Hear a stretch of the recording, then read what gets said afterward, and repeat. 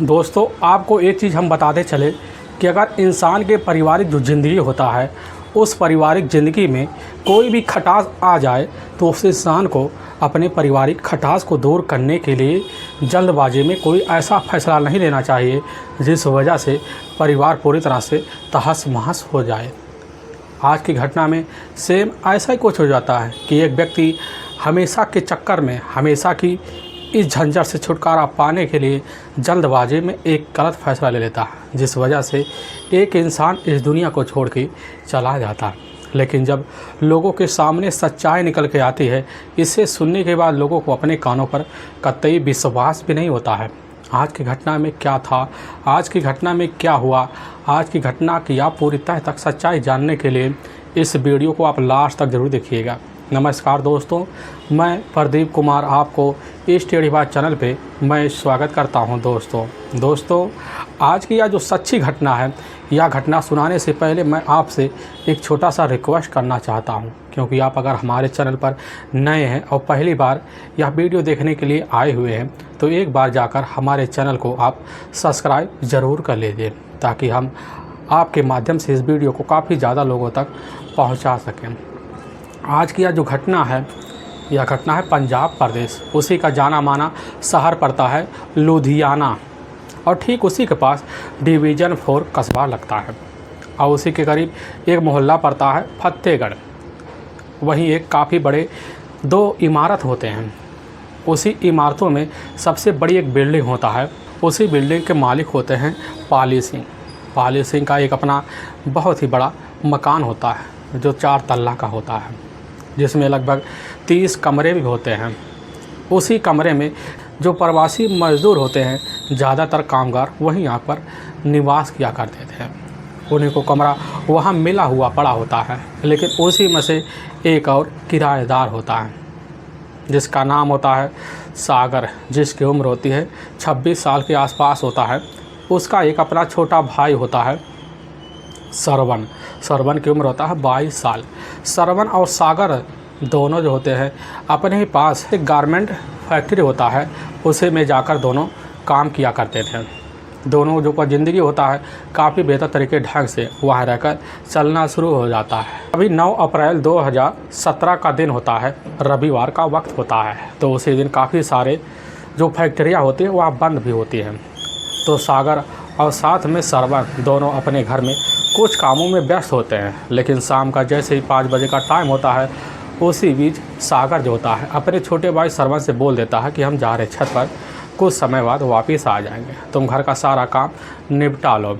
कुछ वक्त और बीतता, लगभग जब 7 बजे का आसपास टाइम हो जाता है तो उसी बीच सागर फिर नीचे आता है। देखता है कि अभी तक हमारा जो छोटा भाई है सरवन काम में उलझा हुआ पड़ा है। उसको बता देता है कि यार तुम्हें ये खाना बनाना है। अब सागर जब यह बात कहता है, सरवन अपने भाई की बात मान लेता है और खाना बनाने में उलझ जाता है। लेकिन जैसे ही कुछ मिनट का वक्त बीतता है तो उसी बीच सागर जो होता है छत पर पहुंच जाता है।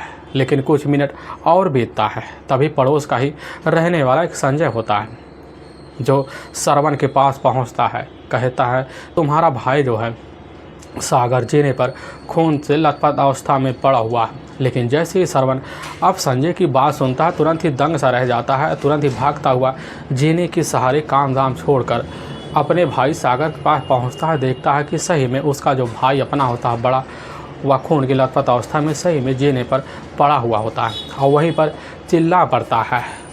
अब बिल्डिंग में जितने भी किराएदार होते हैं, जिनके कानों में खबर पहुंच जाती है, सभी लोग वहाँ इकट्ठा हो जाते हैं। तो उसी में से 2 व्यक्ति होते हैं, तुरंत ही सागर को अपने दोनों हाथों में उठा लेते हैं और नीचे उतारते हैं और पास एक गाड़ी लेते हैं। उसी गाड़ी में उसको लाद कर तुरंत ही अपने नज़दीकी अस्पताल रामा चैरिटेबल अस्पताल लेकर पहुंच जाते हैं। लेकिन डॉक्टर जैसे ही सागर को देखते हैं, तुरंत ही देखते उसको मृत घोषित कर देते हैं। लेकिन उन्हीं में से एक व्यक्ति होता है जो अपने ही नज़दीकी पुलिस थाने डिवीज़न 4 में फ़ोन कर देता है। वहाँ के थाना प्रभारी मोहन लाल जैसी खबर पाते तुरंत ही अपने दल बल टीम को इकट्ठा कर लेते हैं। तुरंत ही जिप्सी लेते हैं। जिप्सी लेने के बाद तुरंत ही घटनास्थल पर पहुँच जाते हैं। देखते घटनास्थल पर काफ़ी भीड़ लगा हुआ है, क्योंकि जो कमरे वाले होते हैं, जो लड़के होते हैं, काफ़ी ज़्यादातर छुट्टी पर होते हैं। अब जैसे ही वहाँ पर थाना प्रभारी मोहन लाल को देखते हैं तो वह लड़के अपने आप हट जाते हैं। अब थाना प्रभारी तुरंत ही जैसे पहुंचते हैं तो उसी समय उनको पता चलता है कि इस समय जो व्यक्ति यहाँ घायल हुआ पड़ा हुआ था उसको रामा चैरिटेबल अस्पताल लेकर वहाँ लोग पहुँच गए हैं। वहाँ तुरंत ही उसी घटना पर 2 सिपाही छोड़कर मोहनलाल अपने साथ एक सिपाही लेकर रामा चैरिटेबल अस्पताल पहुँच जाते हैं। तभी उनको पता चल जाता है कि यहाँ पर असल में सागर की मौत हो चुकी है। और जैसे मोहनलाल यह बात सुनने के बाद दंग सा रह जाते हैं। वहीं पर खड़े उसका जो अपना छोटा भाई होता है अब सरवन से पूछताछ शुरू कर देते हैं। पूछताछ करने के बाद सागर के बॉडी को अच्छे से चेक करते हैं। देखते हैं उसके बॉडी पर किसी तेजधार हथियार जो नुकीला वार होता है उसी से काफ़ी वार किया गया होता है, जिस वजह से सागर की तुरंत लग रहा था कि मौत हो गई है। और पुलिस उस बॉडी को अच्छे से पंचनामा कर लेती है। पंचनामा करने के बाद वही नज़दीकी अस्पताल में पोस्टमार्टम के लिए भेजवा देती है। इधर सरवन को अपने साथ लेते हैं। लेने के बाद थाना प्रभारी मोहनलाल अपने साथ लेकर उसी घटना पर पहुंच जाते हैं और घटनास्थल का तुरंत ही निरीक्षण करना शुरू कर देते हैं। काफ़ी बारीकी से निरीक्षण करते हैं। देखते हैं छत पर तो उस समय पूरा सुनसान पड़ा हुआ होता है। छत पर कोई व्यक्ति दिखाई नहीं दे रहा होता है। उनको बड़ा असमंजस सा लगता है। तो वहीं पर सरवन से पूछने लग जाते हैं कि आखिर यह सब कैसे हो गया। सरवन कहने लग जाता कि साहब शाम का टाइम होता है, उसी बीच हमारा जो अपना भाई होता है सागर वह छत पर सिर्फ हवा पानी लेने के लिए ऊपर आया हुआ था। लेकिन जैसे कुछ मिनट बीतता उसी बीच हमारे ही पड़ोस के रहने वाले संजय हमको यह खबर देते हैं। पहुंचते हैं, देखते हैं कि हमारे भाई अपना जीने पर लहलुहान अवस्था में पड़े हुए हैं, लेकिन छत पर कोई भी व्यक्ति दिखाई नहीं देता। अब थाना प्रभारी मोहनलाल पूछने लग जाते हैं कि आखिर जब वहाँ पर तुम गए थे क्या तुम्हें किसी व्यक्ति की आशंका दिखाई दी। सरवन कह देता नहीं साहब, हमें कोई चीज़ की भनक भी नहीं लगी। अब वहाँ पर थाना प्रभारी मोहनलाल अपने कुछ कांस्टेबल और साथ में वहाँ पर मौके पर क्राइम ब्रांच की टीमें पहुँच गई थी। और क्राइम ब्रांच की जो टीमें होती है उस घटनास्थल का बारीकी से निरीक्षण करना शुरू कर देते हैं। देखते हैं जीने पर काफ़ी सारे साइड में कुछ ब्लडे बिखरे हुए थे, लेकिन जो उस बिल्डिंग का मेन दरवाज़ा होता है उसी दरवाजे के पास एक जूते के खून के धब्बे के निशान पड़े होते हैं। पुलिस समझ जाती जो भी व्यक्ति आया था वह जूता पहनकर जरूर आया था। लेकिन वहाँ पर एक गली होती है, उसी गली में लगभग 2 दर्जनें साइकिल खड़ी होती है। पुलिस उन साइकिलों के बारे में पता करती है। पता चलता है यहाँ पर रहने वाले जितने भी किराएदार हैं उन्हीं सबका यह साइकिल पड़ा हुआ है। और पुलिस वहाँ उस जगह का निरीक्षण करना शुरू कर देते हैं। लेकिन पुलिस के हाथ एक छोटा मोटा बेसवजा एक चाबी लग जाती है। लगने के बाद वहाँ के थाना प्रभारी मोहनलाल उसको अपने पास रख लेते हैं। सोचते हैं इससे क्या फ़ायदा, लेकिन रख भी लेते हैं। और इस घटना की जांच पड़ताल करने के लिए सबसे पहले वहाँ के थाना प्रभारी मोहनलाल अपने बड़े अधिकारी को भी सूचना भिजवा देते हैं। बड़े अधिकारी सूचना पाते हैं, उनको यह मामला काफ़ी गंभीर लगता है। तुरंत ही इस मामले को हल करने के लिए पुलिस के ऊपर दबाव मारना शुरू कर देते हैं। मोहनलाल वहाँ सागर का जो छोटा भाई होता है सरवन से पूछताछ करते हैं। कहने लग जाते क्या तुम्हारे भाई सागर का किसी से पैसे की लेन देन है या किसी से कोई दुश्मनी है। सरवन कह देता नहीं साहब, हमारे भाई का किसी से पैसे का लेन देन नहीं है, क्योंकि हमारा भाई खुद इतना पैसा कमा लेता था, वह किसी से पैसे मांगने की उसकी ज़रूरत नहीं पड़ती थी। और हम दोनों का भाई कमरे का जो खर्चा होता बड़े आराम से निकल जाता था। हमारे भाई का किसी से कोई दुश्मनी नहीं हो सकता। अब वहाँ पर थाना प्रभारी मोहनलाल सरवन की बात सुन लेते हैं। सुनने के बाद सोचने लग जाते कि आखिर सागर के साथ ऐसा कौन कर सकता है। पुलिस वहाँ खाली हाथ अपने थाने लौट आती है। लौट आने के बाद पुलिस की टीम कुछ खबरी को लगा देती है और कुछ लोगों सिपाहियों को भी अलर्ट कर देती है। पता किया जाए कि आखिर सागर का किसी से क्या दुश्मनी था, कहीं किसी के साथ इसका प्रेम प्रसन्न तो नहीं चल रहा था।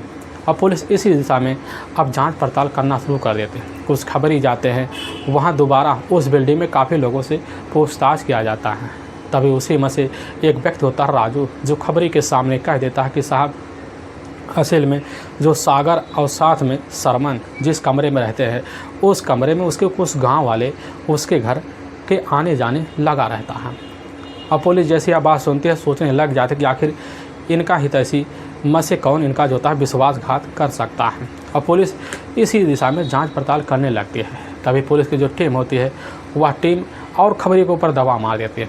अब खबरी इसी दिशा में लग जाते हैं। तभी उसी में से एक पड़ोसी होता है खबरी के सामने कहने लग जाता कि साहब इन्हीं का एक अपना ताऊ का लड़का है अशोक मंडल, जो इनके यहाँ काफ़ी आना जाना लगा रहता है। लेकिन हम देख रहे हैं लगभग 4-5 दिन से इधर सागर और साथ में अशोक के मंडल के बीच काफ़ी झगड़े तकरार हुए हैं और जब से झगड़े तकरार हुए हैं, जब से यह बात हुआ है, तब से अशोक मंडल का इस कमरे में आना जाना बंद है। पुलिस जैसे पता पाती है, पता पाने के बाद पुलिस जो होती है इस केस को और गहराई से जांच पड़ताल करने के लिए 2 टीमों का गठन कर देती है ताकि पता चले कि अशोक मंडल का असल में सागर से क्या लेना देना था और किस बात पे झगड़े तकरार हुए थे। अब थाना प्रभारी मोहन लाल अपने ऑफिस में बैठकर राय मशवरा ले रहे थे, तभी उन्हीं के सामने उनकी जो चाबी होती है वह दिखाई पड़ती है। उनके दिमाग में आ जाता है कि हो सकता है हमें जो घटनास्थल पर साइकिल के पास एक चाबी मिली, हो सकता है उसमें कुछ रहस्य छिपा हुआ है। वह सोच बैठते क्यों ना चला जाए यह चाबी के बारे में लोगों से पूछा जाए कि यह चाबी किसकी है। वहाँ मोहनलाल अपने साथ कुछ सिपाही लेते हैं, लेने के बाद उसी बिल्डिंग में पहुँच जाते हैं। वहाँ के मकान मालिक और साथ में कई लोगों से पूछताछ करते हैं चाबी किसकी, लेकिन कोई भी व्यक्ति उस चाबी को अपना बताने से इनकार कर जाता है। पुलिस सोचने लग जाती है कि यह चाबी हो सकता है यहाँ जितने भी साइकिलें पड़े हैं उनकी हो। इसीलिए पुलिस सबसे बोल देती कि आकर सभी अपने अपने जो साइकिल है यहाँ से तुरंत हटाओ। अब जितने भी किराएदार होते हैं सभी वहाँ अपनी साइकिल हटा के साइड में रख लेते हैं। तभी वहाँ पर एक साइकिल पड़ी हो जाती है।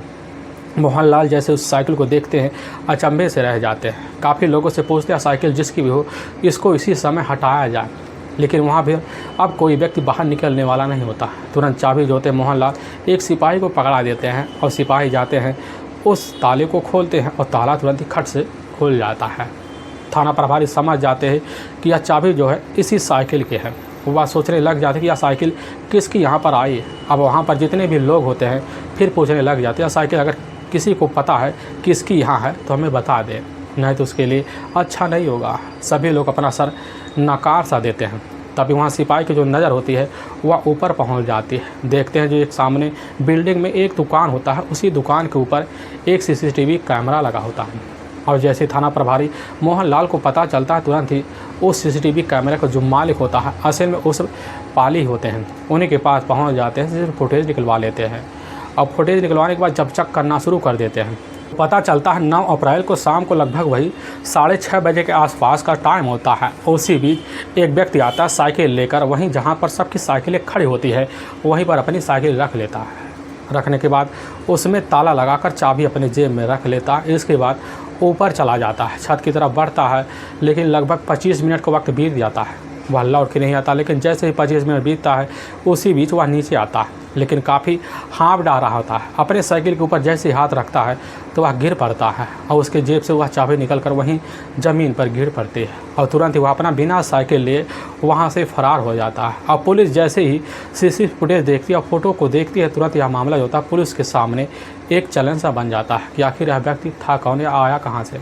और पुलिस की जो टीम होती है उस मृतक यानी कि सागर का अपना जो छोटा भाई होता है श्रवण को बुलाया जाता है। उससे पूछा जाता है कि आखिर इस व्यक्ति को जानते हो क्या।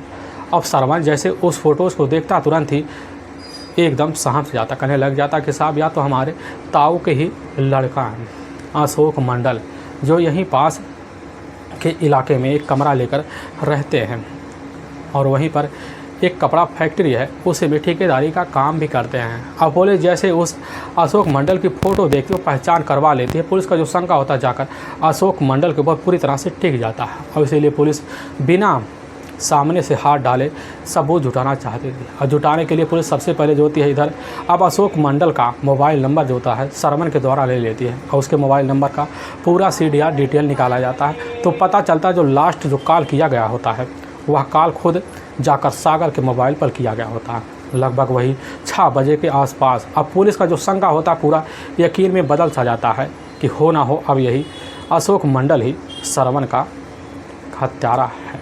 और इसीलिए पुलिस अब बिना देरी किए अशोक मंडल के ही कमरे पर एक टीम भेजती है। पता लगता है अशोक मंडल तो अपने ही कमरे में मौजूद होता है। पुलिस तुरंत वहीं से उसको हिरासत में लेती है और थाने ले आती है।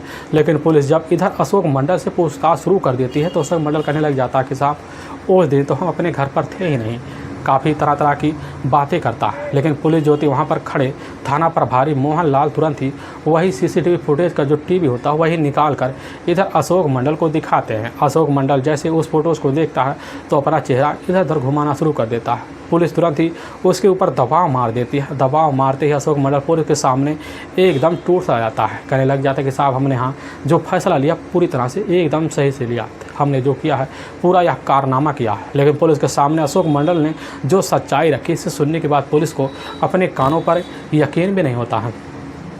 असल में बिहार प्रदेश का जिला पड़ता है अररिया, वहीं का रहने वाला होता है अशोक मंडल। अशोक मंडल का एक अपना परिवार भी होता है।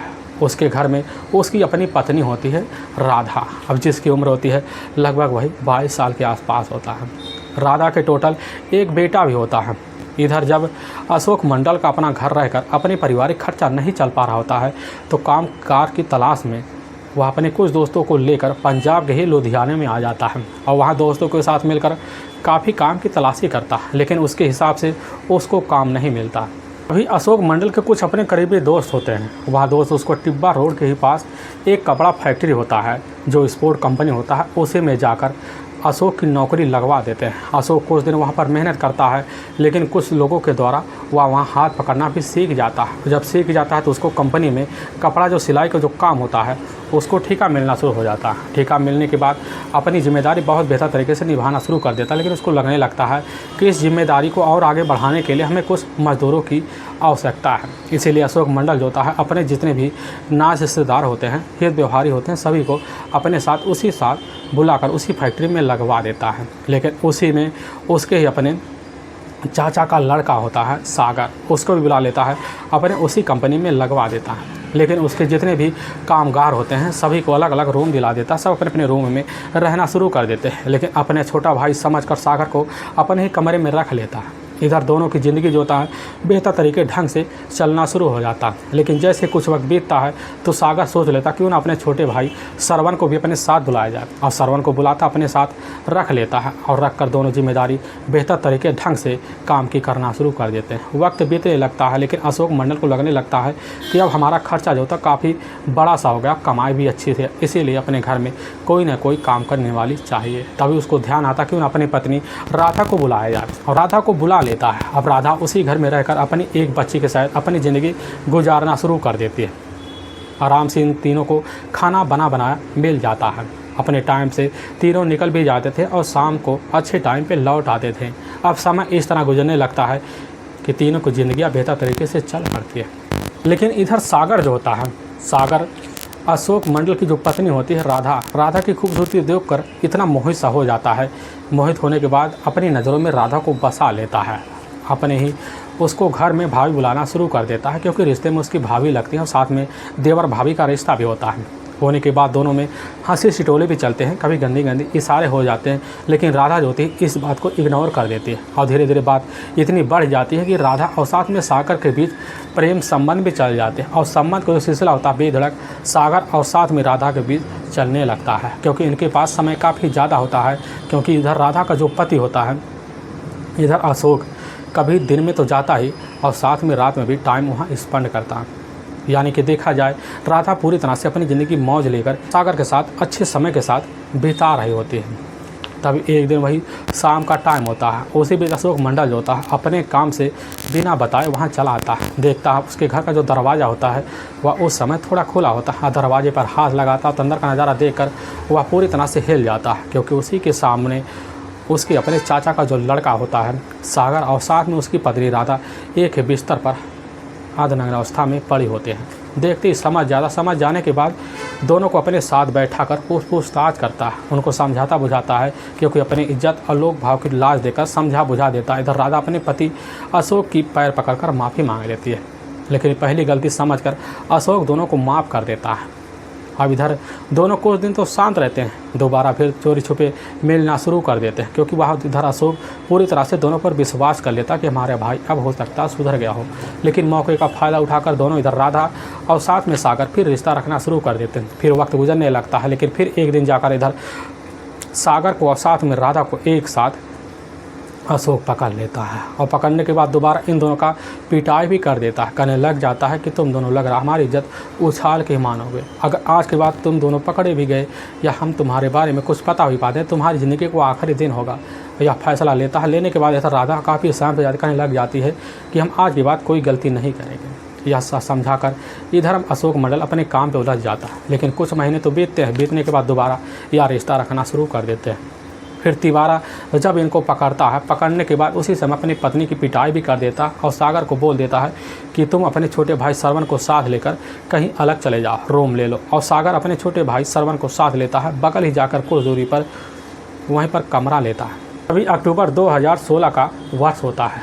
उसी महीने में जाकर इधर अशोक मंडल अपनी पत्नी राधा को हमेशा के लिए उसके ही मायके भेजवा देता है। कहने लग जाता है ना तुम रहोगी ना यहाँ कोई झंझट होगा। वह समझ जाता अब तो हमारी ज़िंदगी काफ़ी बेहतर तरीके ढंग से चलेगी। लेकिन इधर जो होता है यह जाकर सागर का मन तो नहीं मानता।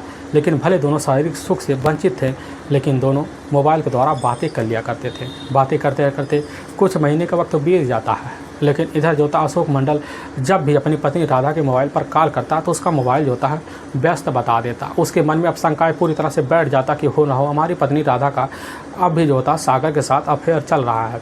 और इसी को और पुख्ता बनाने के लिए अपने गांव में कुछ हित व्यवहारिक लोगों के पास फ़ोन करते हैं। उसको पता चल जाता हमारे गांव में हमारे काफ़ी बदनामी हो रही है। काफ़ी लोगों के कानों में खबर पहुंच चुकी है हमारी पत्नी राधा और साथ में हमारे छोटे भाई सागर के साथ अफेयर चल रहा है। और वह जैसे ही फ़ोन के द्वारा बात सुनता भन्ना से जाता है। कहने लग जाता है गांव में हमारी काफ़ी सारी बदनामी हो रही है और काफ़ी चिड़चिड़ापन दिखाना शुरू कर देता है। जब भी अपनी पत्नी के पास फ़ोन करता राधा के पास, तुरंत ही उसको धमकाना शुरू कर देता और मौका मिलता तुरंत ही सागर के पास कमरे पर पहुंच जाता, उसको भी धमका देता कि सुधर जाओ। लेकिन वह हर बार जाता समझा कर बुझाकर चलाता। इधर सागर जो होता अपने मन मुताबिक काम करता। जब भी मौका मिलता सागर राधा के पास फ़ोन कर देता, यहाँ तक कि वीडियो कॉलिंग पे अश्लील हरकत करके उससे बातें भी कर लेता। लेकिन इधर वक्त चलने लगता है। अभी 9 अप्रैल 2017 का वही शाम का लगभग 5 बजे का आसपास टाइम होता है। तो उसी बीच अशोक मंडल जो होता है वह जाकर सागर के पास फ़ोन कर देता। कहने लग जाता है कि इस समय तुम कहाँ बात कर रहे हो। और जैसे यह बात इधर सागर अशोक के द्वारा सुनता है तो हड़बड़ा जाता है और पूछ लेता है कि इस समय तुम हो कहाँ। सागर कह देता इस समय हम अपने छत पर हवा पानी ले रहे हैं। और यह बात जैसे इधर अशोक मंडल सुनता है तुरंत ही अपने घर से अपनी साइकिल लेता है और बाज़ार में जाता है। जाने के बाद वहाँ कुछ सामान लेता है और तुरंत ही कुछ मिनट सफ़र तय करके इधर सागर के उसी बिल्डिंग में पहुंच जाता है और जाकर उसी जो बरामदा होता गली में जाकर अपनी साइकिल खड़ा कर देता है और ऊपर चढ़ जाता है। लेकिन जैसे ही पहुंचता है देखता है कि अंधेरा सा पूरा हो सा गया है और वह सागर को एक मोबाइल पर बात करते हुए पा जाता है। सागर के पीछे ही खड़ा होता है और मोबाइल पर नज़र पड़ता है इधर अशोक का देख राधा जो होती है इधर सागर से मोबाइल पर काफ़ी अश्लील बातें करते हुए दिखाई देते हैं। वीडियो कॉलिंग पे लगी होती है। लेकिन जैसे अशोक मंडल मोबाइल में देखता और सागर के चेहरे को देखता तो वहीं उसके खून एकदम उबाल मारना शुरू कर देते हैं। काफ़ी सन्न सा रह जाता है। वह कुछ ना सोच पाता है ना कुछ समझ पाता है। तुरंत ही नीचे उतर कर आता है। वहाँ कुछ जो होते हैं एक तेजधार अनुकीला हथियार दुकान पर जाकर ले लेता है। लेने के बाद दोबारा ऊपर चढ़ता है। देखता कि अभी भी सागर और उसकी पत्नी मोबाइल पर अश्लील हरकत करते हुए वीडियो कॉलिंग पे लगे पड़े होते हैं। और पीछे ही जाता इधर अशोक मंडल सागर के पीछे वाले जो शरीर होता है उसी पर उसी तेजधार हथियार नुकीले वार से कई बार वार कर देता है। और जब वार करता है तो वहीं पर जीने पर जो होता है इधर सागर ललवान अवस्था में गिर जाता है और काफ़ी दंग सा रह जाता है। और जब दंग रह जाता है ना कुछ सोच पाता है ना कुछ समझ पाता है, क्योंकि वह कोई ऐसा शातिर मुजरिम था नहीं कि जो इस मामले को झेल पाए। तुरंत ही हचौके बचौके में नीचे उतरना शुरू कर देता है और बाहर जैसे पहुंचता है अपनी साइकिल जैसे पकड़ने लगता है तुरंत ही वहाँ लड़बड़ा कर गिर जाता है और चाबी उसकी ज़मीन पर गिर पड़ती है और वहाँ से अशोक मंडल निकल पड़ता है। लेकिन वाकई में दोस्तों पुलिस के सामने जो सच्चाई निकल के आती है इससे सुनने के बाद पुलिस का तो कलेजा भी थर्रा जाता है। और पुलिस की जो टीम होती है इधर अशोक मंडल को अपनी हिरासत में लेकर वहाँ की कोर्ट में पेश कर देती है। कोर्ट में अशोक मंडल के ऊपर काफ़ी गंभीर धारा मुकदमा दर्ज करके ले जाकर हमेशा के लिए जेल के सलाखों के पीछे भी डाल देती है। दोस्तों हम इस घटना का सुनाने का उद्देश्य किसी को परेशान करना नहीं है और ना ही किसी दिल को ठेस पहुँचाना है, बल्कि आपको यह बताना है कि आप जहाँ भी रहें आप सावधान और सतर्क जरूर रहें। दोस्तों आपको यह वीडियो कैसा लगा, इस वीडियो के बारे में आपकी क्या राय है? जो भी राय है आप अपने छोटे से एक हिस्से में रख कर हमारे कमेंट बॉक्स में अपनी राय रख सकते हैं। फिर मिलेंगे नेक्स्ट वीडियो लेकर, तब तक के लिए जय हिंद और जय भारत।